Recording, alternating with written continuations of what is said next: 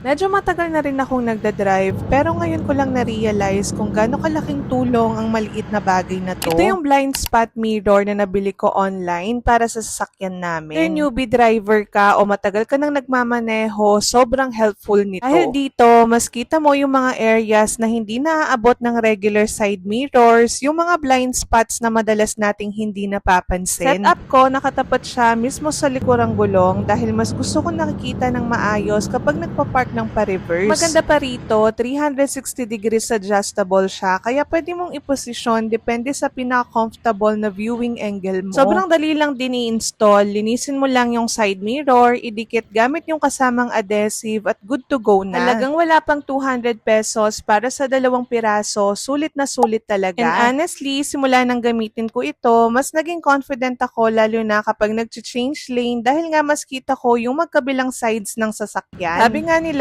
prevention is better than cure. Mas okay na yung may dagdag na visibility kaysa magsisi sa huli. Gusto nyo rin magkaroon nito sa sasakyan nyo, check nyo na lang yung link sa comments.